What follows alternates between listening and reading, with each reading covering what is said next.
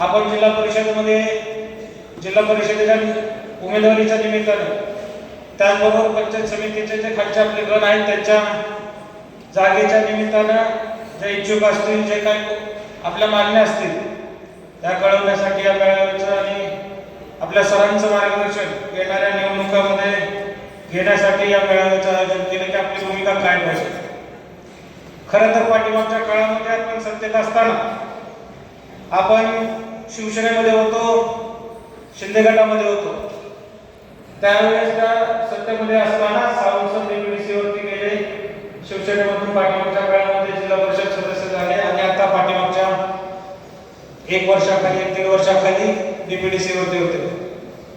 DPDC वरती असताना आमदारकीच्या इलेक्शनच्या अगोदरची गोष्ट, तिथून आपल्याला निधी मिळाला, आपल्या कार्यकर्त्यांची कामं मार्गी लागण्यास सुरुवात झाली. आमदारकीच्या इलेक्शनच्या वेळेस जे काही घटना घडल्या आपल्या सर्वांना माहिती आहे, मग त्या घरगुती असतात किंवा सामाजिक असतात. त्याच्यातून आपल्या सरांचं तिकीट कापण्यात आलं सोलापूर मध्यमधून. ते का कापलं, कुणी कापलं, कशासाठी कापलं, कट केलं, त्याच्या अनुषंगानं पुढच्या घडामोडीला घडण्याचा वेग आला.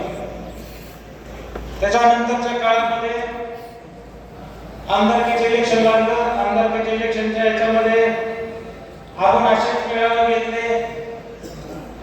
आपल्या भूमिका स्पष्ट करत असताना त्यावेळेस सरांनी सांगितलं आणि आपण आपल्या तालुक्यात आपल्या भागातील अपक्ष उमेदवार असणाऱ्या रणजित भाईंना पाठिंबा दिला.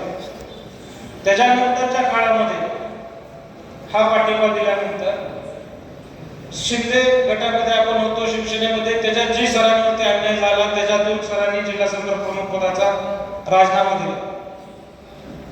त्या राजीनाम्याच्या नंतर आपण बऱ्याचदा मगाशी ऋतुराज मामांनी प्रस्तावना करत असताना खरं तर त्याला सांगायचं होतं,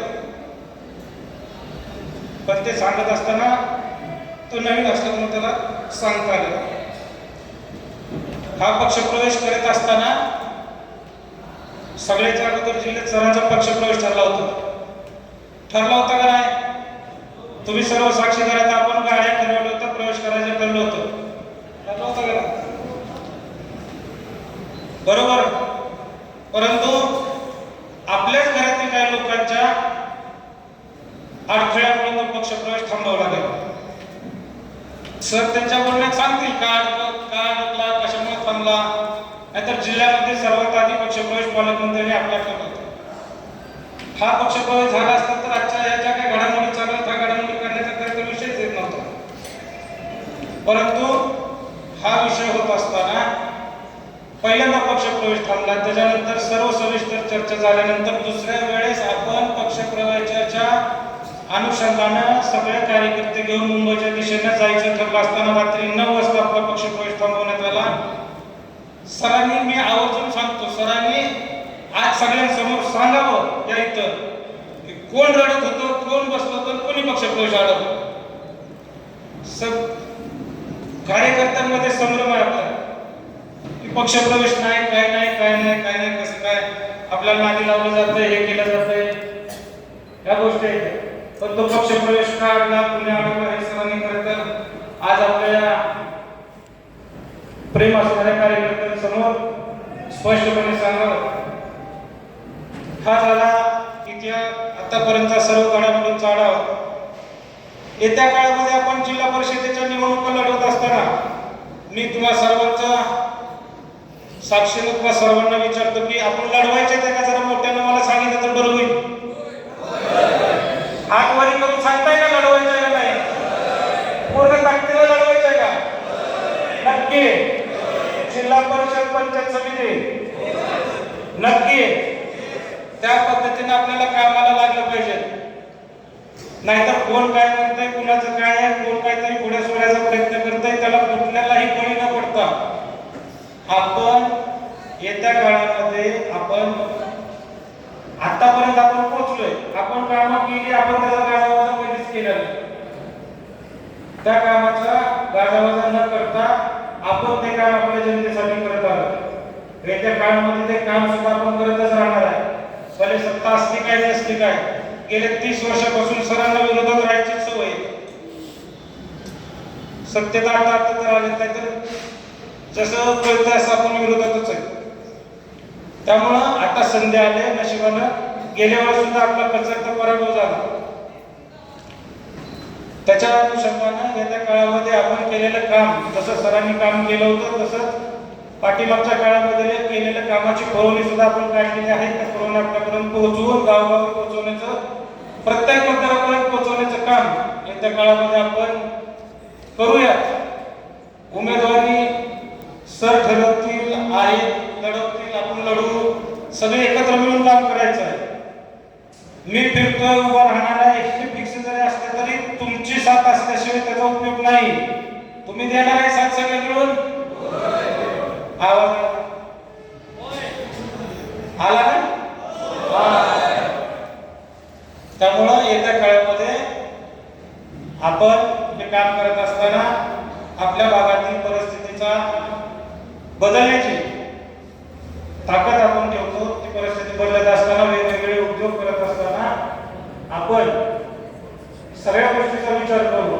येत्या काळामध्ये ही निवडणूक कुठून लढवायची, म्हणजे कुठल्या पक्षातून लढवायची, हा या सेनेतूनच लढवायची का दुसऱ्या पक्षात जायचं, याची सगळे अधिकार सरांकडे आहेत. सर ठरवतील. हा या सेनेतून जरी लढणार तरी काय अडचण तुम्हाला?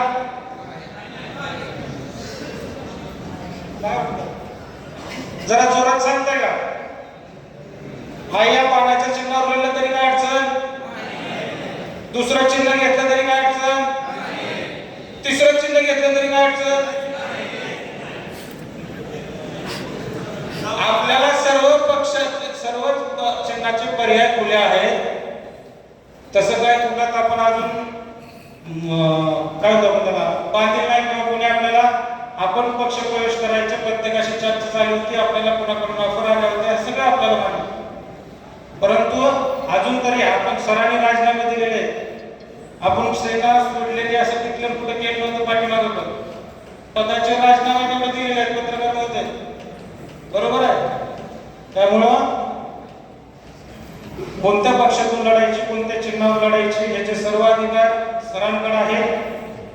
ते तसेच आपण ठेवतो. येत्या काळामध्ये आपण सर्वांनी एकजुटीने काम करावं एवढे या निमित्ताने सांगतो. आणि येत्या निवडणुकीच्या पार्श्वभूमीवर सरांनी जो काही निर्णय घेतील, पाठीमागच्या काळामध्ये सुद्धा जे काही निर्णय घेतले त्याच्याबद्दल घेतल्यानंतर आपण ठामपणाने सरांबरोबर राहिलेला आहातच. येत्या काळामध्ये सुद्धा जो काही सर निर्णय घेतील त्याच्यामध्ये आपण ठामपणाने सरांच्या पाठीमागे उभं राहायचंय, काम करायचंय. आणि आपलं जिल्हा परिषदमध्ये असतील, पंचायत समितीमध्ये असतील, जे काही सदस्य जातील त्यांच्या माध्यमातून आपण आपला विकास करायचा. नवीन उद्योगधंदे आपल्याला इथे उभा करायचे. ऑइलिंगचं काम राहिलं ते चालू करायचं, ते चालू होते. या सगळ्या गोष्टी करत असताना त्याचा सारासार विचार करू आपण येत्या निवडणुकीला समोर जात असताना आपण केलेल्या पाठिंबाची जी कामं असते त्या कामाची पुरवणी, त्या कामाची माहिती मतदारापर्यंत पोहोचून आपण आपला उमेदवार तिथे पोहोचवायचा, जिल्हा परिषदमध्ये पाठवायचा, हे ठरवूनच आपण कामाला लागायचं आहे. आणि तसं तुम्ही कराल एवढीच इच्छा बाळगतो आणि माझे 2 शब्द थांबवतो. जय हिंद, जय महाराष्ट्र.